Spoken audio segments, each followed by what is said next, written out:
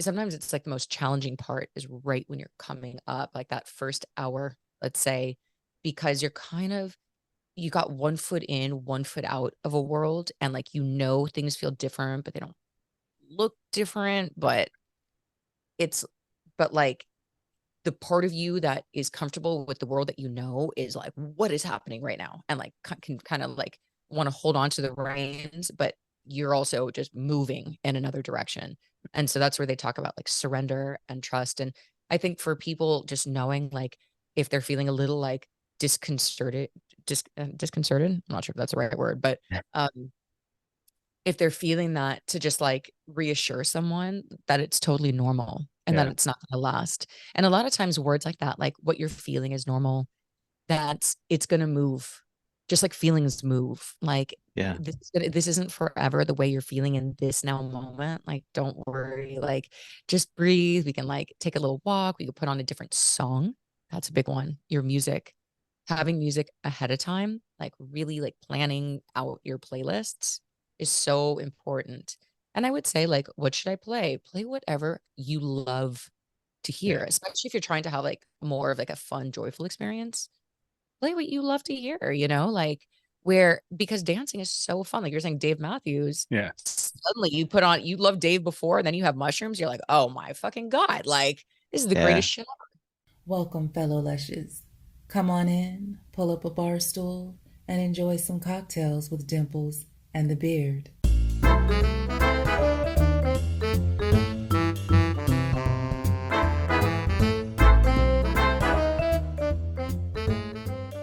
Guess what? The tavern is now open. Yeah. Welcome back, fellow lushes, to another episode of Cocktails with Dimples in the Beard. Another one. We're just back for more. Another beautiful woman. And this That's what one, we have. this one who likes a lot of stuff Yeah, we're different drinks tonight. this one who likes a lot of stuff I like. It's hence the green. Yeah. Got a little Whatever. Got a little- I'm just drinking wine tonight. got a little powder. I'm just gonna do a little wine tonight. I'm just gonna fill that fucker full because you know what? You don't want to hear this. Can you hear that? Yes, I can hear it. It's fucking stupid. I'm gonna do it the classy way. Oh God, that's a good glass of red wine right there. That is the way you should drink red wine. I don't care what anybody says. These people that pour like this much red wine into That's this flat. giant fish bowl, That's the way to fucking do it right it's there. just idiotic. Why do I keep having to pour it in? It's breathing right now. It'll breathe. That's good. It'll breathe. Hey, guess what? Guess what arrived today? Today. The Ashley Hobbs signed headshot. The Terrifier. I have not seen it. He's watched them. I just said bucket. Terrifier. Oh, wait, no. 1 and 2. Oh, yeah. Oh wait, And the Great Waldo Pepper. hell yeah. I have no idea what the Great Waldo Pepper is, but my 80-year-old co-host most certainly does. Robert Redford. Is that your movie for the plane when you go to Florida to party with the 80-year-olds? Maybe I will download it. That's it. This is a great movie. I have not seen it for a lot of time. But anyways, For a lot of time? a lot of time. Sometimes the shit that comes out of your mouth is George just... Roy Hill directed it. Oh, Who also yeah. directed Butch Cassidy and the Sundance Kid. Yep. He did. Slapstick. Slapstick? Did he really? Slapshot. Slapstick. Slapshot. Slapshot. Yes. Great movie. If you haven't seen Slapshot, you gotta go see Slapshot. That's a great fucking The Minnesota hockey movie?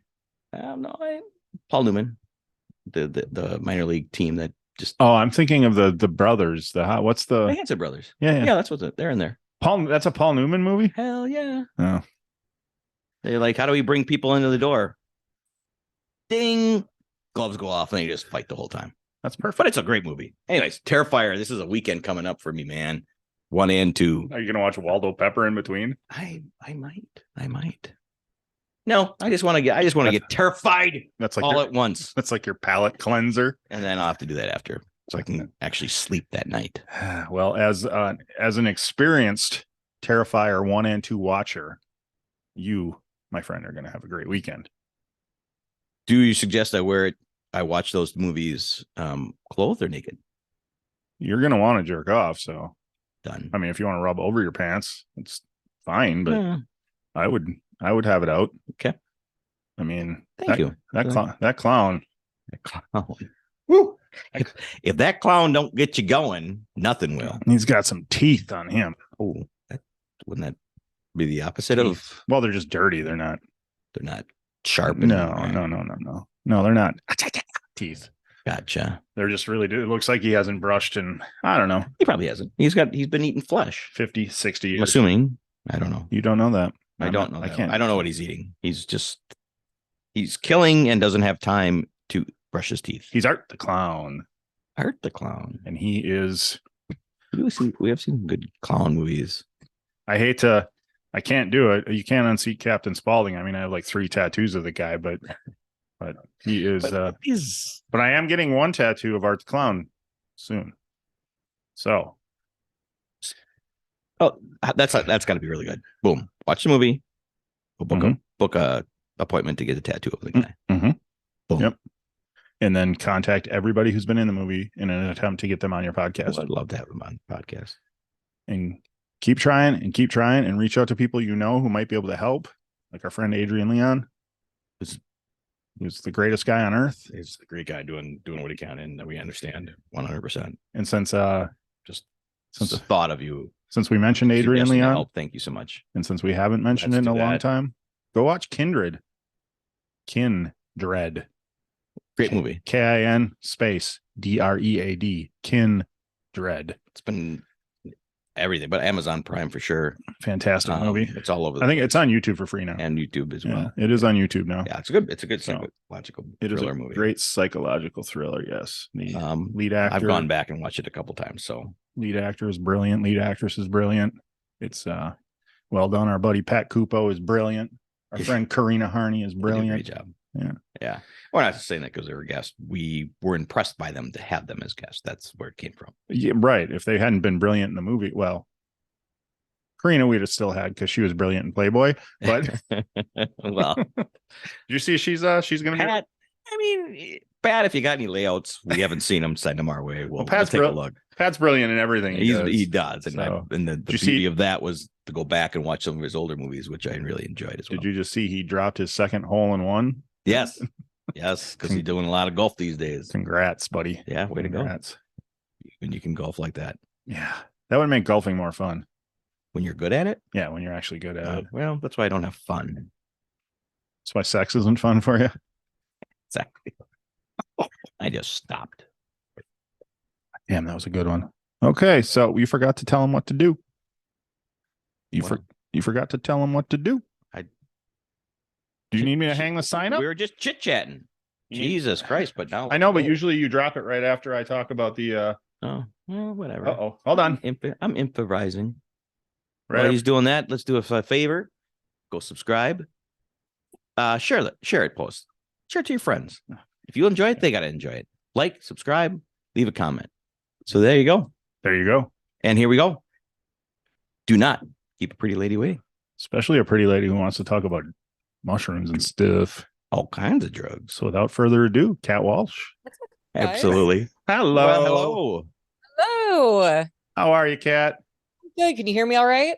Yeah, we got you. You did. Yes. Perfect. How are you tonight? I'm very good. I like that setup you guys got going. Thank That's you. good. Thank you. Yeah. You know, work in progress, right? Dig it. I definitely dig it. Yeah, we are I think you'll be in the episode maybe 120-ish range. So Congrats. We've been going a while. Yeah. So thank you so much for coming on, Kat Walsh. I became familiar with you when you had one of our former guests on your podcast, Anna D.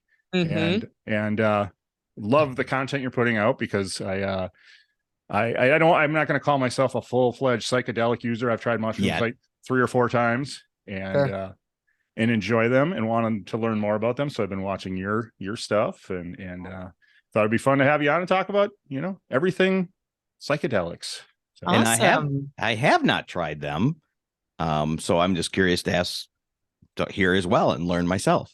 Yeah, no, I love it from both perspectives. It's one of my favorite things to talk about, obviously, because I got a whole podcast about it. So yeah, definitely ask away. And I love Anna D. And once I saw a little bit actually of her episode with you guys, and that was that was also the catalyst for me to be like, I want that girl on my show. Like, I want her. You She was guys did a fun. great job with it. So this is like a perfect, just a perfect meeting. And yeah, I'm excited. Yeah, she's an absolute delight. So yeah, anyway, go check out, for the people that you have a podcast, Trip on This, and you also have your podcast, Life with Kat Walsh. And Trip on This is kind of your dedication to psychedelics, talking to people about psychedelics, telling your psychedelic stories. Life with Kat Walsh is kind of your journaling style and getting all the feelings out and being brave and bold and telling the world things that most people don't want to tell the world, but totally. Including me. I don't know that there was like a woo, I'm gonna just like talk about things that like I could never retract. But yeah, just when you're kind of guided to do things, sometimes it's like pushing past a lot of resistance. And so yeah, that's definitely Life with Kat Walsh. As of right now, no regrets for pushing past and perfect. No, it's definitely, I mean, I still have my moments for sure, but no, this last one, I actually just released something on Trip on This that is one of those topics. And I had a lot more resistance actually this time around. The first time it was a little bit easier, I think, because it was on Life with Kat Walsh, and it was, just a smaller podcast. I think there was like, I did it, and like, do I ever have to do this again? And then I was like, okay, I just felt this like overwhelming feeling of needing to talk about it. And I guess we could tell your audience, they're probably like, what are you talking about right now? Well, we can tell them, or we can tell them to go watch your podcast, whatever you're most comfortable with. Right. Okay. That's a good tease to go check it out. Yeah, no, it's definitely very personal. And most people probably do not tell everybody they know and people that they don't know, but right. Or tell the world. Yeah, tell the world. As literally. You are. So I'm curious, the first time you broached the subject on Life with Kat Walsh, how long did it take you to hit the upload button before? So, it's so funny about that. So, okay, I create the whole episode and I'm feeling pretty good about it. I was like, you know what? I like the delivery of that one. It's kind of the way that I wanted to do it, and from a place of empowerment as well, and not just like, oh God, but actually talking about something that most people would deem, and including myself, like something I thought my life was over, who's going to love me, and then how that actually really did open up so much like sexy adventure for me and like interesting people, and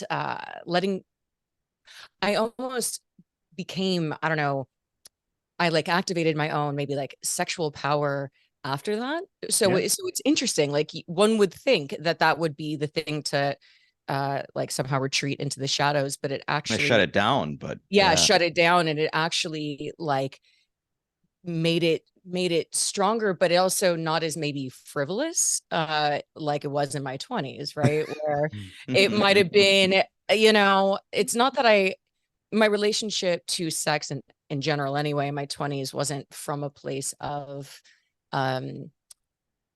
connection half the time. Many mistakes that I had made, I was so drunk, like there wasn't a whole lot of like real conscious thought around it. And after something changes your life, and there's a sense of responsibility that comes with it, but then there's also a sense of intimacy that comes with it too. And so like it changed everything. Obviously it changed a lot in terms of the way that I felt about myself and the way that I like approached relationship. But it was, it's one of those things where it's like, obviously, would I like to like wave magic? Sure. Awesome. Audience wants to come out, cool. Yeah. And it's nice to have an opportunity to help be a voice for people to say like, hey, your life isn't over, by the way. And I'm sure you've had people reach out to you and say, this helped me so much that somebody else is talking about it. I'm in the same spot as you. Yeah. Many people actually have. And, I was really afraid that like, I had a few people that like would always like write me, especially I'm thinking about a few guys right now. I mentioned this on this latest Trip on This podcast. That was the one that I had a little more resistance around talking about this, because my platform is much, much bigger. on that. So it's like, okay, time to tell like, I don't know, thousands of people like about this thing. Like, hey, just in case you wanted to have like a nice Thursday, like here we are, but in case this matters to anyone. But the bigger idea around that was less about like, here's this thing that I feel I must tell you, and more about how shame, the energy of shame, and any kind of secret that we hold is a poison for us, whether we can feel it or not. And we can get into the mushroom aspect, because it really, that clarity came through a mushroom trip, though I kind of always knew that, but I just thought that was going to be a thing in the shadows. And so before we get too far forward into the story, let's go back. And you started in the corporate world, and then, I mean, and thriving in the corporate world. So what happened, and what led you to the day that you're like, enough? Well, what was the corporate? Let's tell everybody what the corporate world was, because you're in an agency, creative agency, artist agency, and you were doing what there, and you go off of that. Yeah, I always had cool jobs, you know, and Awesome. I started at like the ESPN X Games. Like that was my first job out of college. Then I went in, started to work. It was right at I graduated in 2008, which is like a terrible time to graduate, because I don't know if you remember 2008, but like the economy just collapsed at that time. So trying to get a job was like a whole thing. So but I still got the opportunity to be what they call a floater at actually big studios. Like I was working at New Regency and Warner Brothers and doing some just kind of like floating things. But then I got a job at CAA, which is short for Creative Artist Agency. And I essentially was a junior agent, or ended up being. And I would, you know, I got to talk to the biggest movie stars in the world at that time. It was extremely glamorous. Extremely glamorous. Feel free to name drop if you'd like. Yeah. I mean, I'm curious. Nicole Kidman and Emily Blunt and Henry Cavill and Not bad on the eyes. So much bigger. There's so Liam Neeson and oh my God, James Bond, Daniel Craig. Oh, Daniel Craig, yeah. Just really like so many like amazing, cool talent. Yeah. And there were Josh Brolin, like it was cool. Like it was definitely, I was getting to do, and because it was cool in quotes, it's very easy for, I always like to say like the best part about my job was saying what I did. Okay. Like it was, point. Yeah. It was that. It was like, I really liked the way that people were impressed, you know, and when you're between the ages of 23 and 26, what I was when I was there, that was okay. And there was so much cognitive dissonance telling myself that I was okay. Meanwhile, I would be like crying every night because the actual environment of an agency is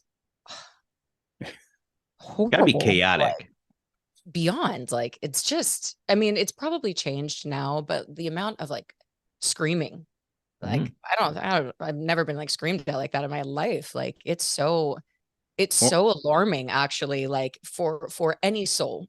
Like, whenever I think of agency, I think of Ari Gold from Entourage and that office. Like, I always like, that's benign. That seemed like, I mean, it's okay, but like there has been worse. And wow. It was pretty wild. And then there's still the carrot of, you're the biggest agency in the world. You know, I will say this, like, in terms of like anything like sexual or anything like that, I never dealt with anything like that. And nor did I know anything happening like that. Oh, look, good. It's Hollywood. Yeah. I'm sure it's there, but I just want to caveat that for your listeners, that was never my experience, which I'm grateful for. But in terms of just the volatile nature of like anger there and like fear, it was, as they called it, actually the Death Star. Like the building was called the Death Star. And I was like, why would you even name your building that as a nickname? That motivates you to go to work in the morning. Yeah. I only would like, my heart would be pounding every time I like get to the office. I'm like, is this normal? Oh God. So the fear of like being fired every day. Oh, every day. The fear of doing something wrong and also the fear of being fired, like the fear of going and then also the fear of being fired was so confusing because I'm like, okay, so you're afraid to go, but you're also afraid to be let go. So it's like, what is happening here? Right. It was, and eventually I ended up like, there's only so much I think a person can take. And I ended up, I'm somebody who like can be pushed, but not pushed that far. And I eventually just like snapped with one of my bosses and we would just get into these screaming matches. And let me tell you, when you're an agent trainee and you don't have any like clients that make you millions of dollars and your boss does, like, I don't know who's gonna win this argument, So I eventually was told that I was not going to be an agent at CAA, and I was like, okay, fine. Yeah. And I was still devastated. I was like, Kat, are you happy? Like, but I was just lost in the sauce at Yeah. the time. Sometimes you don't know that you're supposed to be happy, but you are happy. Yeah. You just haven't figured it out yet. Yeah. It was really, really, it was really hard. And then I ended up going into marketing, and the last kind of big corporate job I had was I was working in marketing and kind of overseeing like I would oversee the BMW account and HBO and Freeform. So I was doing some like really cool, like big brand stuff. But the thing is that I started to get like almost resentful about not feeling free in my life. And so I got like, I started getting like angry at the idea that if somebody was like, do you want to go to Bali for 3 weeks? That I just couldn't, like, because I didn't have 10 accrued vacation days, because I didn't, and I just started to get like, I don't like the fact that like, I have to be here and I have to be on this call and I have to wake up at this time and I'm tired. And I still have to in quotes. And I'm like, I don't like, I started to like almost like rebel against myself and maybe just the construct that I was in. Then COVID happened. And honestly, it was like a kind of like a divine miracle. I was asked to do a podcast by a big comedian. Okay. I always kind of thought I wanted to do a podcast, but I would have quickly talked myself out of, oh, no, like, who are you? Like, what would you have to say? All the self-limiting beliefs. And this ties in really directly to the psychedelics of it all, because I always thought I was confident, but like really there was very surface level, like there was like a very surface level amount of confidence. And so when this comedian had asked me, do you want to do this podcast? He was actually a pretty big comedian. Like that's what he did for a living. He had a following, he had all this stuff. And so I said yes to him. And we do one test. It goes great. And the next day he calls, he's like, I just watched it. It's amazing. I'm going to put the money behind it. I'm going to put the marketing. I'm going to do the whole thing. Do you want to do this? And I was like, oh my God, yes. 2 hours after I say yes, I get a call from my boss that I'm being let go. Now it's July 2020 at this point. So at this point, I was actually like extremely grateful, actually, because so many people got laid off. Remember, like right in like March, April 2020. Like, absolutely. Boom. I was like, whoa, we're making big decisions before we know what's happening here. That's odd. Right. But for me, thankfully, I still had this little bit of a window, but I saw the writing on the wall because we weren't bringing any money in. Right. But then they give me a severance package, not a huge one, but like enough where I wasn't in a total panic to just like get a job. And because I had that window, I just decided, would it be crazy to live a different kind of life? And I've been living this crazy ass life ever since. Obviously the podcast didn't work out with the comedian. And that's what's interesting is like, it was really quick. Okay. It basically, he just like got me in the door. He just showed me, I was like, but can do it. And then we quickly couldn't work together. And then I started trip on this. Nice. Oh, okay. So no episodes ever came out from him with him. No, it was like 2 tests to see like, did we have chemistry? Did it flow? Yeah. And then it just did, we kind of just didn't. Like after that, our work styles were different. Like everything about it was it just didn't work suddenly. And I was really like trying to make it work because I thought, how can I do this without him? Well, sometimes doing a podcast with a co-host is very difficult, if you know what I mean. And sometimes you just want to be alone. That's funny. But I mean, you obviously got great chemistry. 120 later. I mean, y'all are doing great. Well, we've been friends for 25 years. So we got a lot of history. I love that. When did you start using psychedelics? Well, I tried psychedelics at 15, and it was like, 16. I was 16. I was with my best friend at the time, who was also 16. We both had never done it. We split an eighth of mushrooms. It was the best experience ever, and then it became the worst. If there was a user manual for like what not to do, that's what we did on our first mushroom trip. Sure. So I was like, okay. Needless to say, I didn't do psychedelics again for 15 years because that experience, when it turned not good, it was terrifying. I was like, this is never going away. Things were like morphing. I've never had a psychedelic experience quite like that, honestly. Like, it was the most visually psychedelic experience I've ever had. But I guess I can say like more regularly, where it's like part of my vibe was, I guess, 2017. So still working with corporate, but you started. Yeah. Okay. Yeah. I did one mushroom trip. Was it before or after? Okay. Forgive me. I forgot if it was like, I did one mushroom trip around 2017 or 2018. It was fine. It was extremely emotional. But after I was done with it, I was like, okay, I don't need to do that for a year. Like, that was a lot for me. Okay. It was a lot. And then I did ayahuasca. Ayahuasca actually I went to ayahuasca almost on my like hands and knees because I was in the corporate life, but not happy.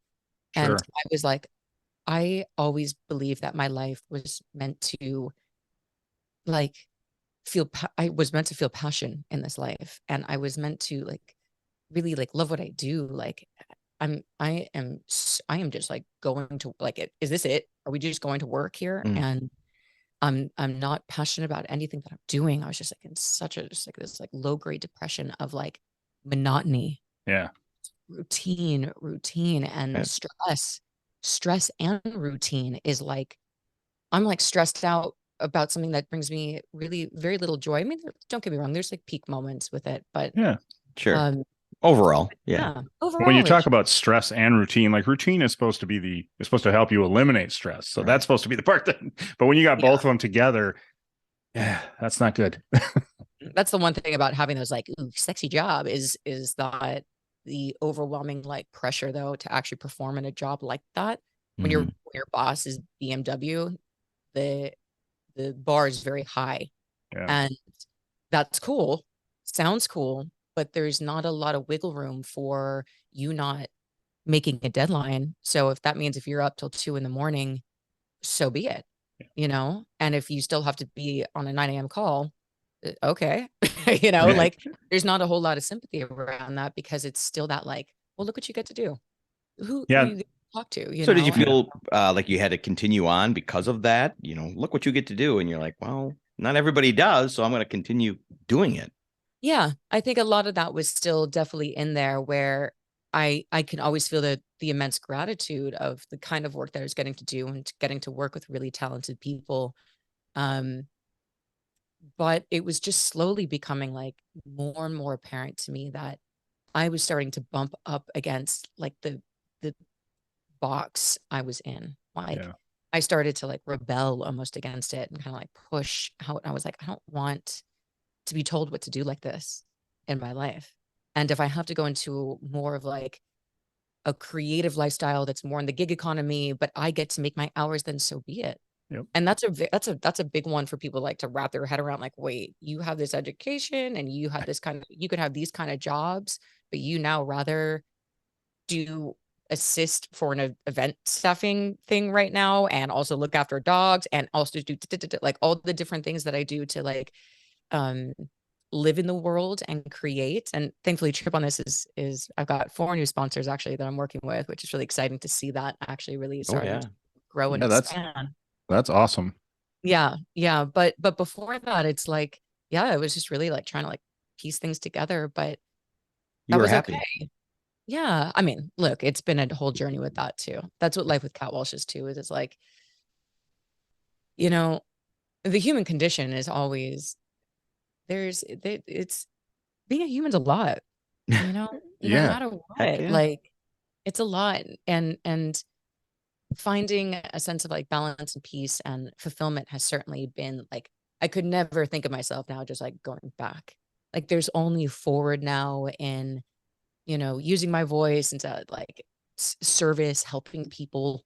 That's what Trip on This really is. That's what Life with Kat Walsh is for me. Yeah. That's what the latest episodes that we kind of started this off with were about, like all the ways that, that I can kind of like, we all have something unique to add to the collective. A lot of people are into like, what can I get? And if you've got that attitude, which a lot of people have, Yeah. comes, well, the world that we kind of know is I'm just out for me and I want to get what I want to, I want to get it above anyone else. And that's also the trap, and so, yeah. So back then when you were saying, okay, I don't have to do this again for another year, mushrooms trip, how often do you do it now? Oh yeah. Forgot about that part. Okay. So, Not once a year. so yeah, then I started like tripping my face off, you guys. So, okay. Now, we have to get to that point, right? Yeah. Where All right. Well, like, we can slow now back. it's psychedelics. Okay. So a friend of mine was an amazing musician, and he had created a show that was like this audio visual insane dance party thing. Like there's barely anything to describe it because it was kind of like a first of its kind. He did it he lived in a beautiful home and it was in his studio. It was like on a screen, and he had basically matched it. He's a big composer. But he was making all different types of like drum and bass, like electronic music. Some was like beautiful and all this stuff, but he made it for mushrooms. He made the whole experience for psychedelics. And he had gotten the idea from another artist that, just like the general idea of like this other artist would create for mushroom experiences. And so he invites just 6 of us over to his house to like, he pulls out this massive bag of mushrooms, you guys, like so many mushrooms and Molly. It was like a pound of mushrooms and Molly. I was like, I have, by the way, at this point, I have like no idea like what's what. I was like, how much is this? Yeah. In hindsight now, it's probably like, it was like $1,000 worth of like mushrooms for sure. Like now looking back. And so we all like, and now I'm like, I'm not sure, but for some reason it was kind of a go. This was now 2019, by the way. Okay. This was happening. Okay. And it was 6 months in. So I had already had my ayahuasca journey and it was all about self-love. Okay. That was the big curriculum, was to love myself and to figure out what that means. Right. And that's obviously much bigger than a mental, like, I love myself. Like that's a whole journey in of itself to when we really show up for ourselves. And so I had kind of begun a little bit of a spiritual journey before that time. Now it's July 2019. We're invited to this show, and he's like, okay, we're going to take a little bit of ecstasy and a little bit of mushrooms, which is called hippie flipping. Okay. New to it. So yeah, and that's a good point. You do have a nice little 6-minute episode that goes over all these terms, which I loved. It was great. Oh, cool. I'm so glad. I have more of those coming out. So I'm glad you like that. Like little tidbits. Yeah. Yeah. So it's called hippie flipping when you combine a little bit of either MDMA or ecstasy and mushrooms. Obviously you want to, anybody listening, like just start low if you're don't jump into the hippie flipping. No. Like, like a little quarter here, but I had already done a lot of ecstasy at that time. I loved, right when I turned 30, I discovered Molly and ecstasy, and I was like, oh, where have I been? Where have I been? This is the most extraordinary, heart-opening, fun experience. I had never felt fun and joy like that. So I was like already very familiar with ecstasy. Sure. But mushrooms, again, I was kind of like, oh, we know about the last 2 times, but I was kind of like, okay. And he told us, he's like, with the ecstasy, it kind of chills out the weirdness of the mushroom experience. And I would say that's very true for me, at least. And many people I've talked to, is it doesn't make it maybe as weird. And because MDMA feels so good in the body, you've got that component in there where it's like so much like dopamine and serotonin is hitting you that like, even if things are trippy, you're kind of like, but I feel great, like, Yeah. so we start watching this. It's the most awe-inspiring fucking thing I've ever seen in my life. This show was Banana Town. I still to this day, it's like indelibly printed on my soul. And I thought to myself, like, okay, I mean, I don't know that it like had fully land. I just couldn't even believe what I was watching, to be honest. And the obviously the enhancement of a psychedelic, although I've seen the show without a psychedelic, and it's still like mind-boggling. Oh, okay. Yeah, so it's not just like high Curious thoughts. about that. No, no, no. Yeah. This thing is like incredible. Yeah.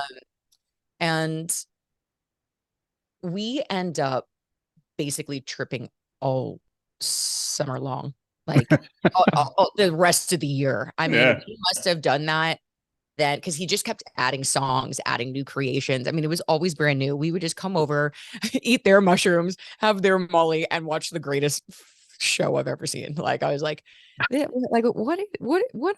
How did I like conjure this up in my life? Like, this is so cool. I'm so stoked you're my friend right now. Like, wow. Right. Good for you. Yeah, good friend. Good for and so we were just like tripping so hard. And the thing is, during that time, I began to change, but it wasn't through like conscious integration. That's a term you hear a lot in psychedelics now. Is it's all about integrating the psychedelic. You can get a lot of you can get a lot of insight and a lot of revelation on mushrooms or a psychedelic, but what do you do with it? Yeah. How do you put that back into your life, right? Mm-hmm. And apply it to your life when you get a hit of what you kind of need to do. Yeah. A lot of times that kind of insight comes to us anyway. That's called intuition. It's like the thing that we know we kind of have to do, but sometimes it's not convenient. We don't want to, and then we push it aside, and then it usually like forces its way to the forefront, and we have to deal with it. Right. We want it'd be nice if we didn't have to. We could just act on it when it was just kind of a little like nudge instead of a shake from the universe. But so I didn't go through any formal process of integration, but I was integrating. And I remember just like weeping at home in just in gratitude, actually, for so many like just revelations about my life, and just this opening within my soul, and expanding that. Like it was just my own like personal evolution as a human being was so fast. I felt like the wisdom that I had gained around my own life and my own patterns and my own bullshits, and the way that I was hurting myself in ways, unconsciously, oftentimes, was like 20 years of insight, all kind of packed in to like this, let's just call it a 6-month window. Sure. Where I was I can't even just leaps and bounds of a different person. Like, I can't even begin to like. So I was going to ask the time frame. Yeah. So you already answered a 6-month time frame, but during that 6-month time frame, was it every weekend? Was it every month, and probably like 2 times a month for sure, sometimes 3. Okay. And we'd be tripping all night and into like sometimes the next day. Yeah. Like, so do you think that helped you doing it so often? I think so. Or I do. Okay. I do. And it's not like, this is, again, it's like a personal thing, because if you ask any practitioner, right, they would not be talking about tripping like that often. No. Sure. However, for me and my soul's path, and without kind of that knowledge, I'm kind of grateful I didn't have it, because I needed it. Mm-hmm. It was like a super highway of change that I needed to put me on a new direction, and a state of empowerment that I had never yet experienced. And I experienced the first mega seed of real like divine spark for myself It was November 2019, so it wasn't even the full 6 months. And I'm watching the show and I'm tripping. I'm having a great time dancing. We're all dancing. It's like, it's like a super fun. Like it's like definitely a dance party. Sure. And I just remember thinking to myself, out of nowhere, I can do anything I want. Yeah. And I kind of I remember it took me aback because I wasn't at all thinking about myself. I wasn't, thinking about my life in any way. I was just thoroughly immersed in this experience. And then that thought came to me, or, divine spark of Yeah.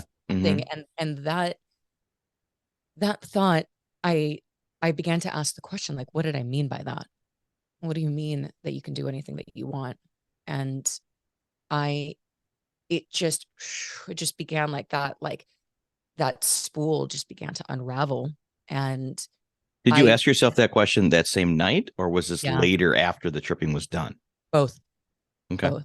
Yeah. I caught the thread immediately. And then I kind of questioned it in my head. I was still being present with the moment, but I was like, what do I mean by that? But then that never left me. That real, because in a psychedelic trip like that, at least for myself, I remember most of it, to be honest. Even when I'm really tripping, Yeah. sure, you can have massive experiences where people really kind of lose time, if you will. But that's in 7-8 gram doses, which is hero's journey style, laying down and blasting off into the universe. And yet I still haven't even experienced that before. I just know that that's possible because I've spoken to many people about it. Sure. Yeah. Well, that's why I'm on myself curious that there's many nights that I've been really drunk and I got awesome ideas and I'm going to do this and solve all these problems. And then I forget them. Yeah. Yeah. So obviously you're saying it's different with the psychedelics. It's definitely different. I never, it's, first of all, it's just it's a totally different type of experience. And you get actually incredibly heightened to everything. So your senses actually become ultra heightened to sound, to your actual sight. When I'm tripping, I can look at a tree and see the tiny pores of it, little tiny things that I could never actually see without it. And I remember I trip tested myself. I went up to the tree the next day just to be was I just tripping and thinking I'm seeing tree pores here? I went up and I was like, no, there they are. Yeah. But I've never been able to see them like that. Actually, animals in the wild will eat mushrooms too. And they think it's because of the sense, what it does to your senses, where alcohol, right? It numbs them. Numbs everything. Yeah. It numbs everything. So it's actually almost an opposite experience. That sounds like it. And you remember, you also feel things a lot, right? So a lot of, obviously we all know, sometimes when we're feeling too much, we have a drink not to feel it as much. Now that's not always successful. Not always. Sometimes it just makes it worse. But I think the attempt is, how can I put a gauze over my feelings right now so it doesn't hurt as much, where a psychedelic turns up the volume. Yeah. And so that's why a lot of people talk about it as, about healing and about the medicine journey, and don't look at it recreationally because of all that. So that leads me, the summer of 2019, when you're hitting when you're doing it every other weekend or whatever, are you going into each of these trips with intent? Do you know that you're looking for something, or are you kind of using it recreational at that point and just getting some of that? Yeah, it's definitely started recreationally. But I think I was in just a really open state. And I would say it definitely, as we kept doing it, my spiritual life also began to really become a very big part of my life. So when that happened, while this is all going on, I began to get more intentional about the experience. But oftentimes the intention was to experience joy with my friends and to have fun and to feel pleasure and bliss and feel how amazing it feels to be alive. Because, there's a lot of talk around mental health and all the ways that we don't want to feel. We don't want to feel depressed. We don't want to feel anxious. But how do we want to feel? You know, like how do we want to actually feel? And I think one of the big things that actually healed me was actually healing through joy. And I didn't realize that, even though my intention was like through joy in this, I wasn't like, through my joy, I want to work through this thing that I'm going through. It wasn't like that at all. It was just like, I kept just setting my intention to community and having fun. And it's like my nervous system, what happens on a psychedelic is your brain becomes very flexible. It's called neuroplasticity. And essentially what happens, it was Michael Pollan, who wrote a bestseller called How to Change Your Mind, talks about this. And essentially when you take a psychedelic, it becomes a snow day for the brain. So it's normally our brain is an efficiency machine, and it goes in the quickest route that it knows. This is what a pattern is. When we react the same way to something almost every time, Sure. is Yeah. because that's how we've always been reacting. And for our brain, to take a detour and try something else is not actually how it's scientifically works. It actually just goes for what's efficient for us as beings, right? So it'll keep going down the same groove, and it gets deeper and deeper. And this is why a lot of people don't change their behavior. It's like very repetitive, where when you have a psychedelic, suddenly those grooves are snowed over and you can take any direction now. You could take any direction in your thinking. And like so, ones you had years prior and then snowed over. Well, not snowed over, exactly. that's bad, but built up and forgot. And then now this brings those old ones out. Yep. It could be old ones, or literally new Sure. paths you have yet to take, at least in this life, right? It could be, but when you were a kid, like when you were excited about like this one thing, or like whatever it is, like you suddenly just have the opportunity to see different perspective in a way that you wouldn't have seen that there was another option. I would say, like, on a psychedelic, when you are, I used to think like, okay, this way it doesn't work, therefore this doesn't work, right? Because I was just trying to go down the same path and it wasn't working, and I'm hitting a wall, and so this doesn't work. And I think that that's the groove, right? We only see the one way, and if that way doesn't work, whatever. But with a psychedelic, what it allowed me to do, and what it actually is allowing you kind of us to do scientifically, is we pull out and actually see, oh, there's actually 5 different ways that we can go. And there's always a solution. There's actually never a problem when we can pull out and just see, like, okay, the solution just isn't in front of me yet. But like, okay, so let me think creatively now about the way in which I can go about this. And so it helps give like creative problem solving and new perspective, and also new perspective if we might pull up enough to realize the route that we've been trying to go is a dead end and always has been, which is why it hasn't worked out. I know I went off on a psychedelic tangent, which is great. No, that's 100%. Yeah, like I'm in awe. I could just sit and listen to this for you. So, no, that's please don't take our silence that we're just listening. It's really, really intriguing. I just keep thinking I want to get him on some mushrooms and sit down and explore this whole podcast and how we can move it even farther forward. We need to get a little more. Yeah. I mean, but that's kind of like, that's a really good intention. Yeah. Actually, around like for something like a psychedelic. Go ahead. And I was just my note that just reminded me was why I think my healing through the whole process was because I was imprinting my nervous system with new feelings, and those feelings were joy, fun, happiness, play, laughter. Like I was having so much fun in a state of mind, literally scientifically in a state of mind, where I'm having a snow day and I am imprinting on all over my nervous system how wonderful it is to be alive. Yeah. And that sticks. That sticks when it happens over and over and over again, instead of like, the way that we can be re-traumatized by the same because of by the world, and especially by our own thinking. We oftentimes traumatize ourselves in the way we think about things. Right. Because we just think, like you said, we have a pattern. We think the same thing every time. Every time something happens that's a little bit off, you think the same thing. This is going to end the same way, So So you clearly read a lot of books, and I was looking on your website, and you have a lot of suggestions, and you give a lot of resources, which is great. You're not holding it back. So with that being said, out of all the resources that could you suggest for a beginner, or the number one book you would suggest to someone to start with before they went into others? Oh, that's a good question. I know the book that I started with, I feel like would be, especially in the beginning of it, it's like it's pretty heady, and it's like pretty uh it was hard for me to wrap my head around, honestly, in the beginning. And I kind of want to go back to it in the perspective I have now. The book that's coming to me right now that I think it's not a psychedelic book, but it's by an author named Michael Singer, called The Untethered Soul. Have you heard of it?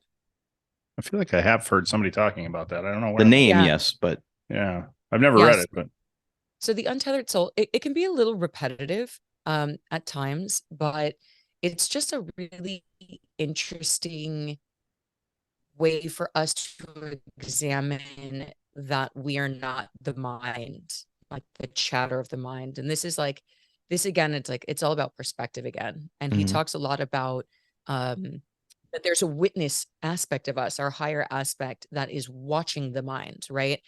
There's a part of me that's aware of me talking, right? Like I'm aware of the talker. So if I'm okay, he explains it better, but basically it's almost like a science project. The observer cannot be the thing you're observing.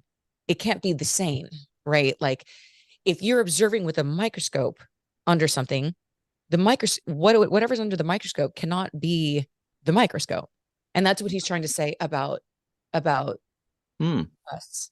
okay. That if there's a part of us that is watching the thoughts happening here, then there's another aspect of us that's the kind of the spark of consciousness. And so it's a spiritual book. And so, but he doesn't say it in really like fluffy spiritual terms, to be Yeah, honest. sure. Like, so it might be a little bit easier to digest for people that want to like ease in to Okay. something okay. like that. Another book that I really like, and What that you I just find described is me every day. really having a Yeah. witness aspect, Yeah.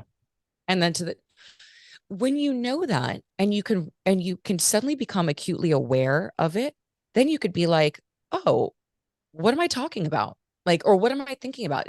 I love to talk out loud, because the thoughts that we ruminate in our head often, like, we'd be like, what are we saying in here? But if we say them out loud, we get to hear the absurdity almost in through senses, through our voice, through our ears.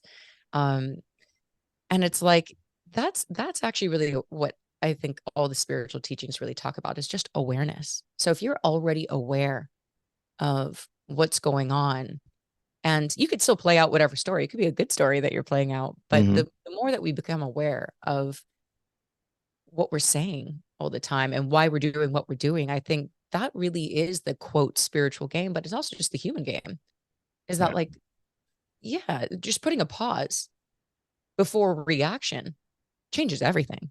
It One can. single breath Mm-hmm. can stop you from saying something that you can never take back, you know? Yeah. And it's like, that's also what psychedelics really, I had someone beautifully put it on my podcast, and I love to, her name was Becca. And she said that psychedelics put a pause for her where there was only reaction. And she was talking about, in her case, she's sober. And for her, it was like, I'm in pain, react, and on lots of different things. She's sober from many things. And she said through her psychedelic experiences, it creates space, just enough space to say, do you want to do that? Yeah. And she said, and then don't punish yourself if it's still a yes. But if you're just reaching without any sense of like, uh, do I want to do this? Is it the right thing for me? You know, right? It's just that, like, should I have this? I do this with eating too. Like, I'll reach for something and I can kind of feel like it's kind of a no. I'll go to the grocery store. I'm like, should I have that? And I'll kind of feel a sense of like, yeah, you should get that. Or like, no, you shouldn't have that. And I just kind of like listen to it. It's like it's like a muscle, like Yeah. Yeah. cultivating that inner. Yeah, I don't listen to it a lot. Most don't. I'm not gonna lie. No, don't beat yourself up. But I watch myself. I feel like I watch myself a lot. You're gonna watch yourself go right past the good advice. You're like, yep. Most definitely. All right, cool. Try me again tomorrow. How do you get dialed into the right dosage for yourself for mushrooms? Because I've had one of the experiences I had was a bad one where I over consumed and found myself in the fetal position begging for it to be over. So yeah. It's it happens. Do you remember how much you took? I have no idea. I mean, we just had some caps and some stuff. I think, I ate. I don't remember. What could that be the problem, that you're just, you don't know what you have? First things first is like get a scale. Really and truly, like unless you are like more, I guess, advanced, where you can just kind of like pop a few, because you know that no matter how much you take, you can kind of, where you're at. Right. But like, even I was during that time where I was telling you about when we were tripping watching the show, like we would just be eating like tons of mushrooms. But once it's kind of like, okay, so when you're dosing, if you start kind of like lower and you just keep kind of like adding throughout the day, you're never going to hit that massive, like, holy shit trip. Yeah. Like if you take it all at once. If you ate, let's just say an eighth of mushrooms was always considered the classic psychedelic trip. An eighth is 3.5 grams. Okay. So if you ate that 3.5 grams over the course of the day, right? And you started with like, a gram, and then you like add another gram, then you add another, gram and a half, you would sustain your trip, but you wouldn't be, again, this isn't a science and everybody's body is different. So I'm not going to say this is like an exact. Sure. But what I've noticed with myself and those that have been around is that if you won't hit that massive trip. Now, if you're wanting to have a big trip, you would want to consume it all at once. Sure. So in terms of a number, like I said, a classic psychedelic like full trip is an eighth of mushrooms, 3.5 grams. That is a lot for a lot of people. That would have been a lot for me. The first time when I was 16, I took a half an eighth, which is 1.75 grams. I was full on psychedelic tripping my face off. Yeah. So, if you want to have like, it's all about set and setting too, right? So I'll ask you, like, where were you? Well, I'm going to tell you. Expecting. Yeah. Like, well, what was the setting? I was camping, so we were out in nature, Okay, that's a spot. Yeah. And I was with my girlfriend, and I had come out of the tent. The story's going to get a little freaky now, but I come out of the tent naked, and hoping that we were going to have our mushroom sex, and she was in her own headspace and just closed up tight. Yeah. And then I took that personally and retreated to the tent, and then just got into this, But the other couple times that I've done mushrooms, I've done them at Dave Matthews shows, and absolutely, I mean, they're the greatest shows I've ever been to. Yeah. So you're right, set and setting, and just that little thing that went wrong, and when your senses are heightened like that, now, oh God, it's the worst thing ever. Yeah. And so that was, I mean, I think part of the bad experience was more the emotional and mental aspect of it than it was anything physical. Like a rejection, maybe? Yes, right. Like, why is So, well, I mean, and that's actually an interesting story, because to me, your set and setting was all fine. Like it's a good thing for the set and setting is like, it's a good start, is to make sure that you're in a place like nature or your house, or just, Joshua Tree or something vibey, like in the desert, something that makes you feel like safe and comfortable. I think comfort is really important when you're in those experiences, if you're not in nature, because that's got its own magic with it, to be out and feel so connected. And then setting is your mind. I'm sorry, set is your mindset. So we can go into it thinking things are going to be great. Now, if you're in a really volatile time in your life, or you wake up and you're supposed to do a mushroom trip and you are not in a good space, something happened, you got an email, you got a text, like, you're just not feeling it, but you had this plan to do this mushroom trip, I would say, like, do you have to at that point? Like, do you have to? Because the like, it's not like it's gonna suddenly fix anything. It could exacerbate whatever is upsetting you at that time. And so going in with, and that's not to say like you have to be like happy-go-lucky going into it, but just a sense of openness, especially if it's going to be more therapeutic, right? Like a lot of people are doing this for depression and other, like anxiety and things like that. And so that's not saying like there might not be a lot of days where you're feeling that great, but it's one of those times where it's like you just got to have the honest check-in with yourself. And then you can have times like you're saying, and you've got your set and setting and it all works. And then there's the unknown element to a psychedelic that you really can't plan. Right. And that was supposed to be the journey about working out feelings of rejection. How far does that stem? Why, that's not about that moment, right? Like I'm not going to go into like an analysis with you, but that is a good example of what integration would be, is why did that hurt me so deeply around being rejected? Where have I been rejected before? Is this like, am I feeling pain from not maybe her, but the first time, this one time that happened when I was 14 and this girl didn't want, you know what I mean? Like that's the way actually trauma works in the body, and it can get triggered at any time. And when something like that gets triggered in a psychedelic, well, then it becomes very all consuming and oftentimes the curriculum. And I always say there's no accidents. Unfortunately, not usually fun, but that's oftentimes where the within the not fun aspect, there's so much light, like right behind it.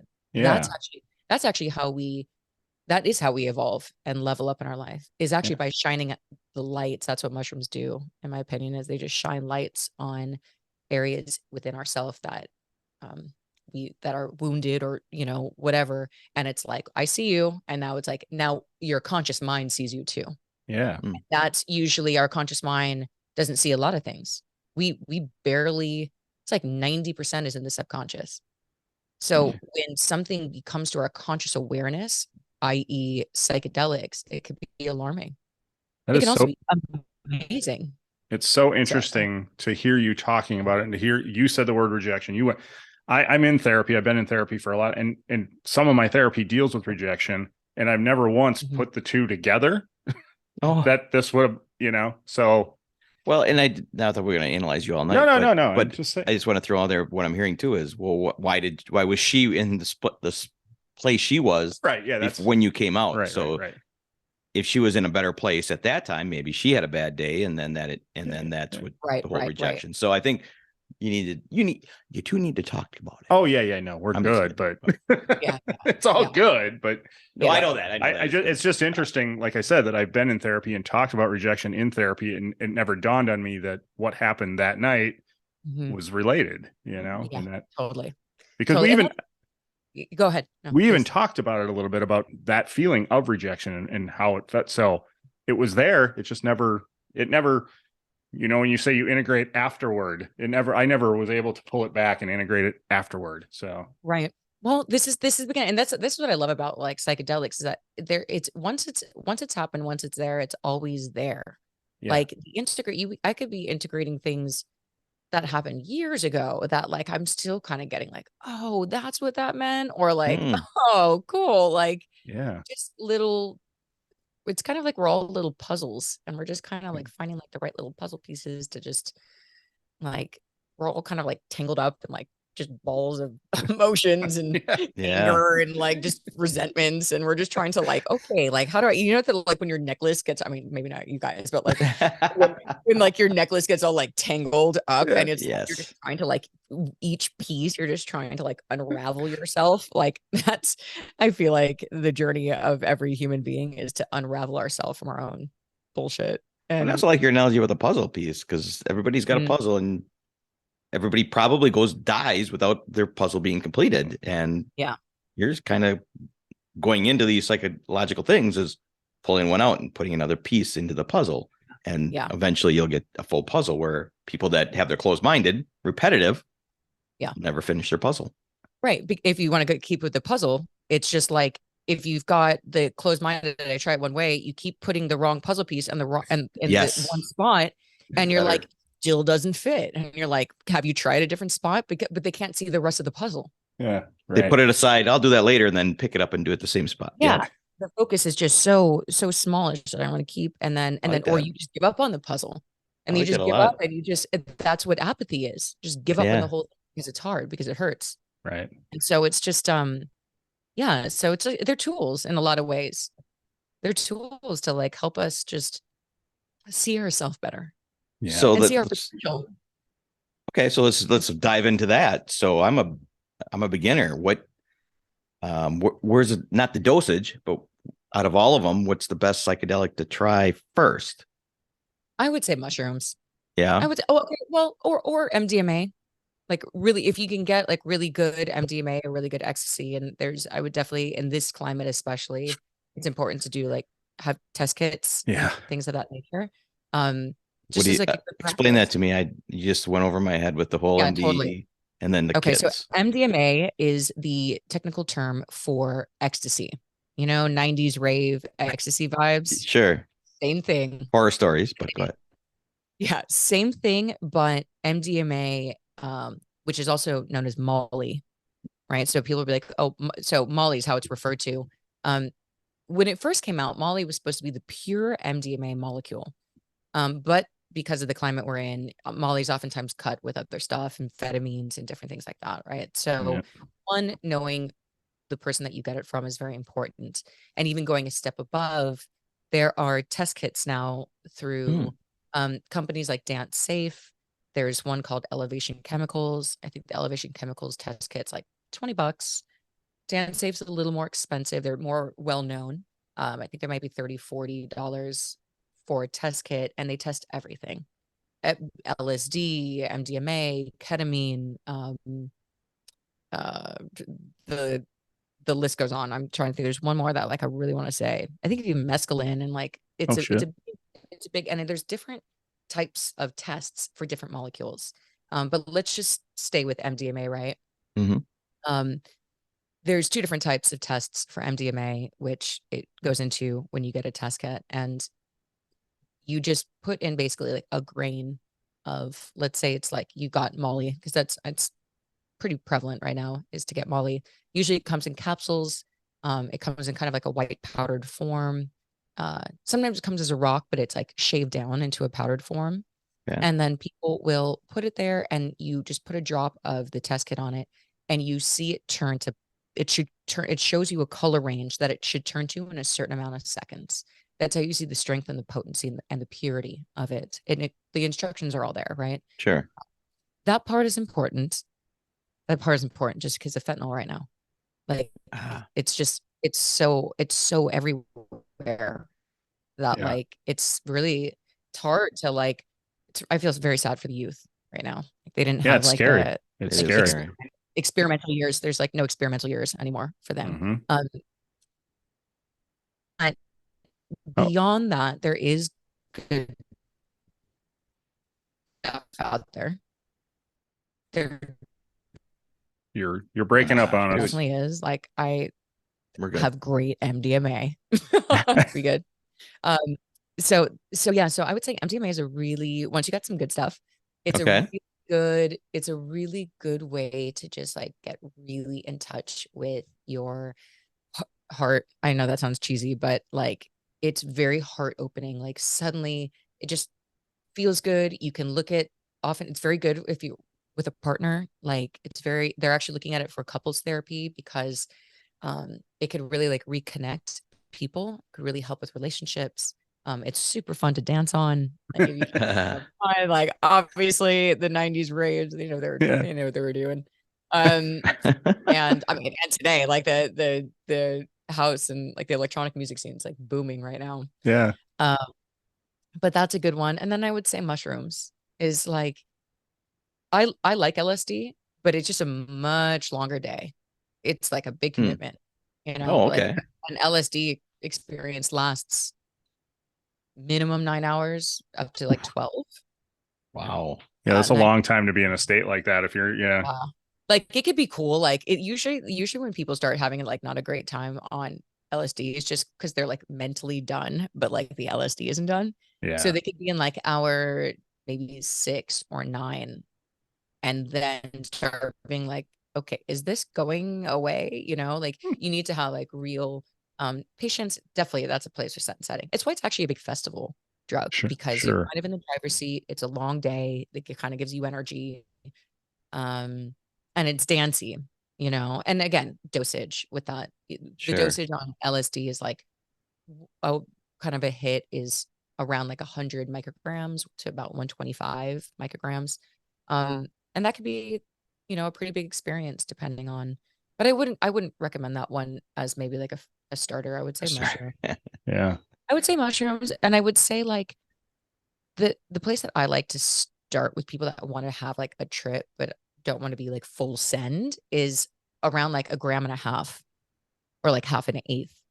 1.75 is definitely, you're definitely going to be having an experience. There's definitely going to be moments of like, do I like this? Oh, am I okay? Like, you know, like the come up aspect of it is usually the most alarming part.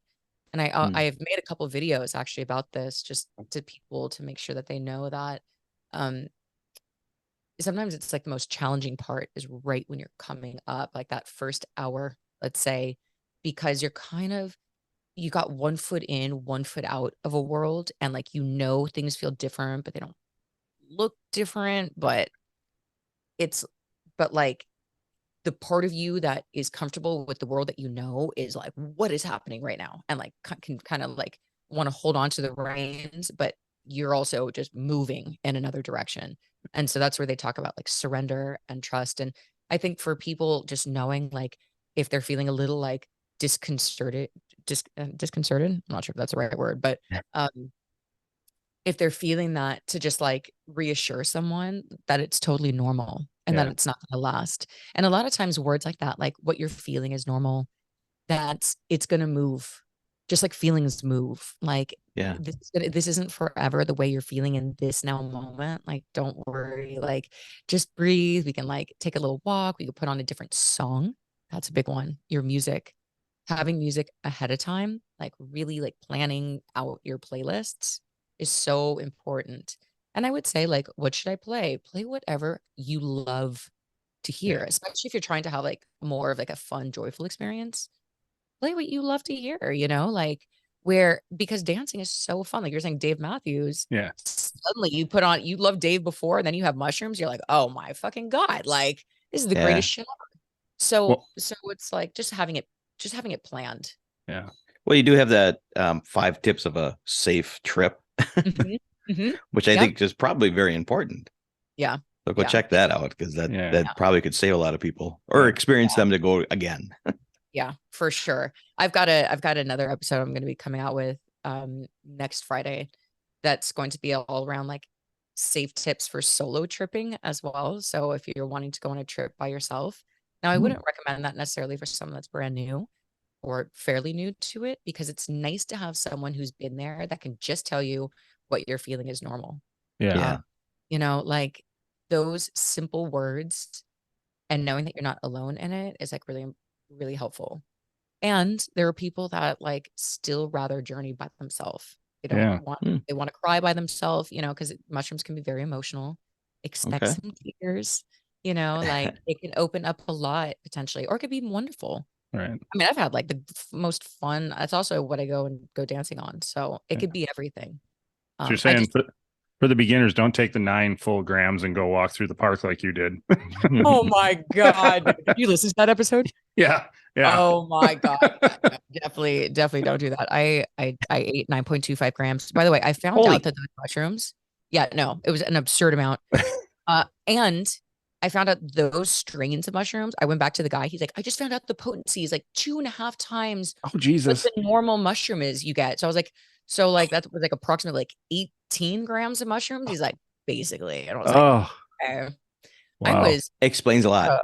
ripping like I was having an amazing time. And then if you listen to that episode, it also ended up being a really good episode in harm reduction because I thought I was literally dying. And then I thought, okay, I won't even go into it. But yeah, it's like, it's actually a good example of like hubris though. Like, cause I thought because I do have a very high tolerance on mushrooms. And Okay.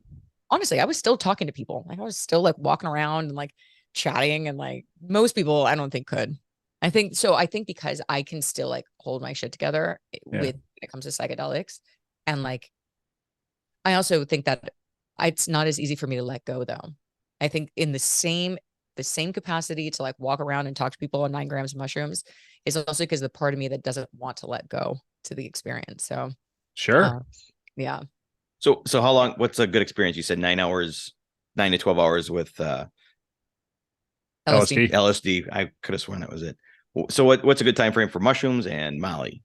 Like that you'll last. So Molly lasts about, I would say 4 hours Okay. strong. You'll probably feel it still for 6. Okay. Maybe there's some lingering, a little bit after that. But mushrooms, 6 hours. Again, I'd say 4 strong hours, 6 to 8 hours for mushrooms. But I can't remember a mushroom trip that lasted for 8 hours. For me, I'm really finding that like I'm ready to be done with like my big trips by about 4 hours, 4.5. That's not to say that I'm not tripping still, but like I'm ready to kind of leave my maybe ceremonial space, depending on how I did it. Like I'm doing a big journey where it's like eyes closed, I'm on my bed, I've got meditation music on and a candle, and I'm just going places within myself. That's usually about 4 hours, and then I'm like, all right, I'm ready to see some sunlight. I love to trip during the day, personally. Okay. But a lot of people trip at night too, because the dark is a whole different experience. Now, when I sometimes would trip, I would close all the windows and everything, so it would be dark for me during it, so that it's like a more visual experience that way, in your mind's eye.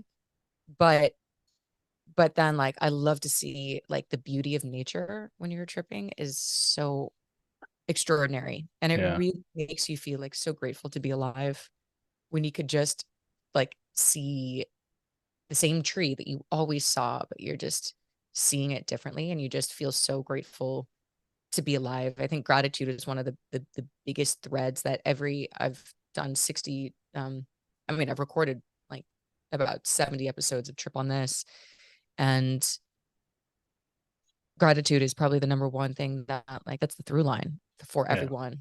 It is that. And it puts perspective back in. And a lot of the shamans actually would say like they believe that they should be, going into a psychedelic experience, whether it's ayahuasca or mushrooms, every 2 months as maintenance. Yeah. Because life gets heavy. This just day-to-day life is just heavy out here, especially now. It's just heavy and For sure. angry.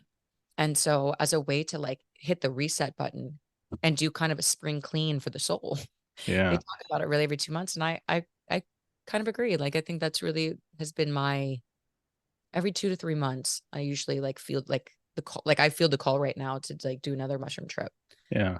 And I've got one planned. So you pre-plan them. You sometimes. Yeah. sometimes. Yeah. Sometimes. Yeah. What about a spontaneous? I want it. Sometimes. Yeah. Like, okay. Yeah. Like I'll certainly on like lower doses, it's more spontaneous. It's more spontaneous certainly for that because I can be out in the world and trust myself not to get like spooked by other energies and people.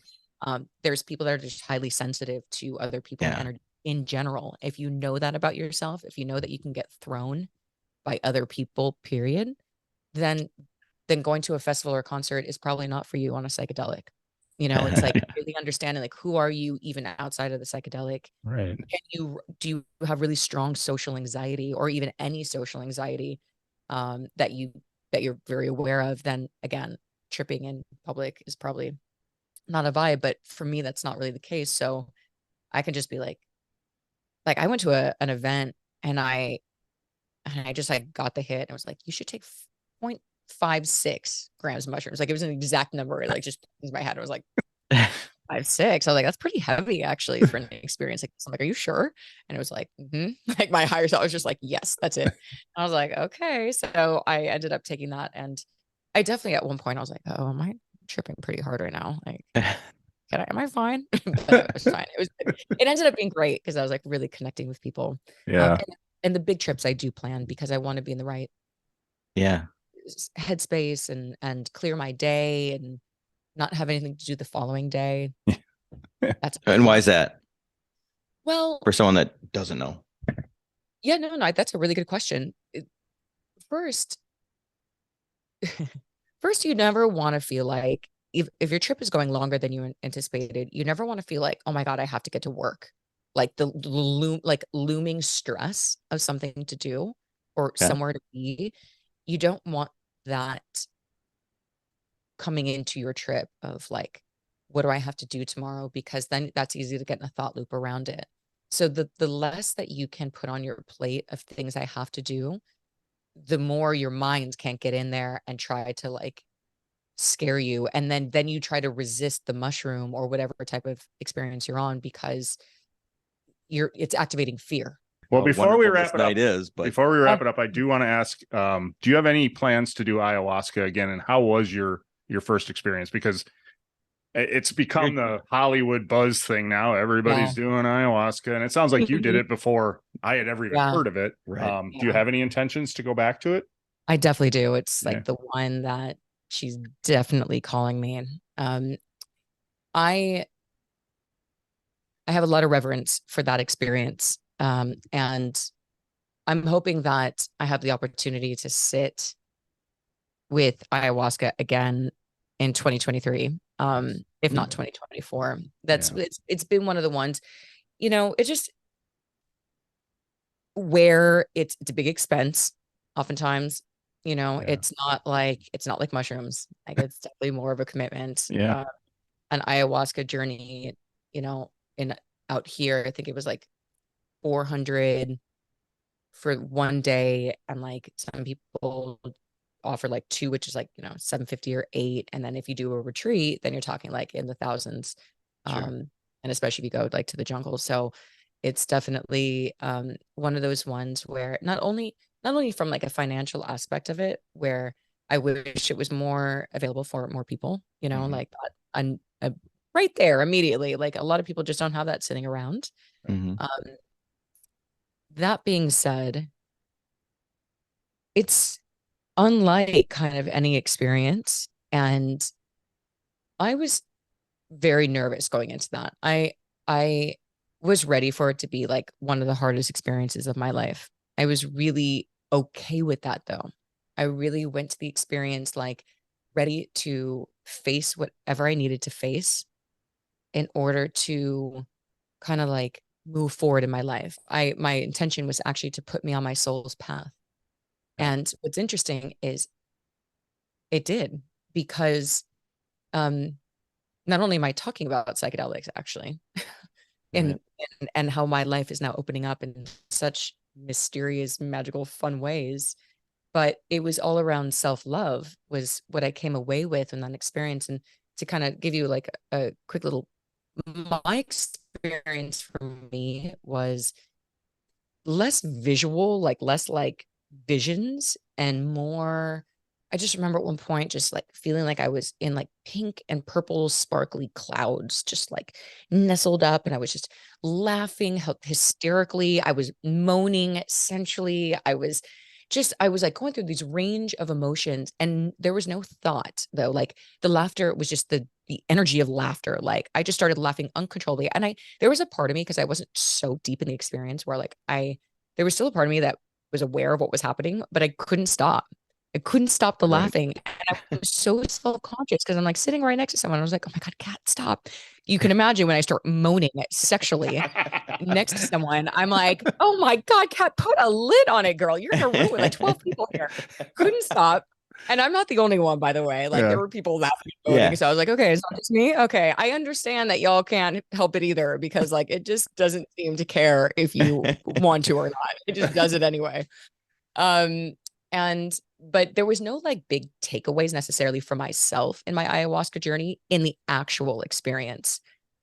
But like a lot of people will have very visionary experiences. They'll talk to deceased ancestors and relatives. They'll get like very direct business. There's a podcaster named Aubrey Marcus who literally was told by ayahuasca exactly what he needed to do from a marketing perspective to launch his first product with On It, how he was going to do it. And he followed the advice verbatim. And now he made a billionaire. multi-million-dollar company with On It, sold it to like Procter & Gamble, I think. He's got mega money, but so it can come that way, or it can come like mine, which was like completely abstract, completely I just was having like insights, like hearing the symphony of life. I was listening to all these people, like all different emotions, crying, talking in different languages, laughing, all the emotions, and just thinking like, oh, look how connected we all are. Cause like we all have this, like, yeah, anyway. But so the next day though, I started to weep out. Like I wasn't even sad, but I was crying like someone had died. Like my neighbor probably was like, what is happening over there? Like I was like yell crying basically. Like I couldn't even, I hadn't cried like that ever. Never in my life. Now I'm not tripping at this point. But what was happening was I was remembering like all of these memories of times that I never cried for myself. Like a boy that had humiliated me in 6th grade. And like as I'm crying, that memory just like comes up. And it's almost like I was crying for all of these moments in my life that I never cried for myself, that I never allowed myself to like actually feel how much that impacted me. Yeah. And I just like filed it away and like stored it somewhere. Released it all. Yeah. I mean, and certainly not all, right? Like this is the journey of life, is like there's whatever I needed to release in that moment was released. And I went to the beach and I was just writing in the sand, and I just wrote, I love, and I just wrote you. And I say this a lot, but it sounds like an Instagram quote to be like, love yourself, and you've got to love your, self-love. And we see it a lot, but to have the experience of that is beyond words. It's not, there's not even a way to like really like intellectualize knowing that comes through an experience like ayahuasca and the integration of that. And understanding that like, oh, actually all the keys to everything that I wish to experience in my life starts here with myself. And that was the beginning of really believing in myself and beginning to break down all the walls that I had created around myself, that said I wasn't entrepreneurial, that I wasn't smart enough to do X, Y, and Z, that I could never really, that I could only do this. I just kept myself in this really small box, and it began to like help me shed all of that. So sorry. I know. I mean, it's me. It's got to be mine. So I'm really sorry that it keeps doing that. That's all right. What's that? Where was I? Where did I cut out? The final part of the next day on the beach, and then before in self-love. Okay, it was like an Instagram quote. Yeah. Anyway, that level of self-love really was the thing that allowed me to believe in myself, to actually like go on this entrepreneurial path, to create a podcast, to look myself in the mirror and say, you know what? You can make it. You can do it, because why not? What don't you have? Right. When you look around, why not you? And even though like I don't know what actually is going to happen with Trip on This, even though it's a lot of cool things are happening this year, but it was just around this idea of like, you just put yourself into a direction and just allow life to guide you and flow, but from a place of like really believing in myself. Yeah. And that is the most immeasurable gift ever, and why I created a podcast about it, so that others can hopefully experience their potential in this life as well. It is definitely different perspective. So that's good about the psychedelics. It is absolutely beautiful talking with you. Yes. I Educational for me. we could do this I could listen to you talk about this stuff all night long. And that's why I love your podcast and why I've been so drawn to it. So we really appreciate it. So why don't you let people know where they can find you? And before you do that, I got to tell everybody, go buy her shirt because your merchandise is top notch. I love that shirt. Oh, thank you so much. I'm going to be adding more stuff to it. I actually just added a couple of like different like little tote bags. Like it's just my brand on it, but my logo on it. But it's fun because I'm like, it's like a trip bag, like if you're going to the park or something and you're going to have an experience. Yeah. But yeah, my Trip on This store, my pod where you can get merch is on Etsy at Trip on This Pod. And then Trip on This podcast is available on YouTube and all podcast platforms. Then my other podcast, Life with Kat Walsh, is my personal journal style podcast where I really just talk about life and kind of this journey of awakening and awareness and trying to move through the world differently and not kind of subscribing to what everybody else is doing and trying to do something differently.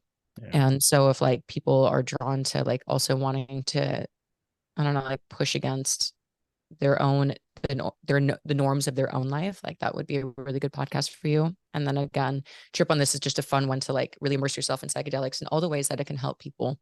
Yeah. I have a lot of different types of guests on there talking about everything from, addiction to, like sex and psychedelics, and like relationship to healing trauma and PTSD. So it's a good one. Thank you guys so much for having me. I feel like I talked your ears off. So we loved it. And I told them, I said, I have so many more questions. And I mean, that's a good one right there with the whole addiction thing. So that's maybe for next time that, for sure. People are scared of that. So that's great to hear it. And then people that want to come back or not come back, but listen to find out what we were talking about at the beginning. Right.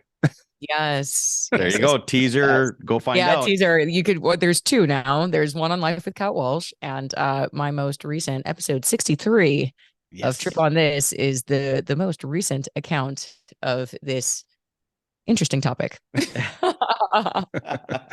Thank you so much, Kat. Awesome. Thank you so much. Thanks so much for joining us. Thanks, guys. Have a good night. Bye. Good night. Thank you for listening. The tavern is closed for now, but we'd love to have you back for more fun next time. Seriously, though, get your asses out of here.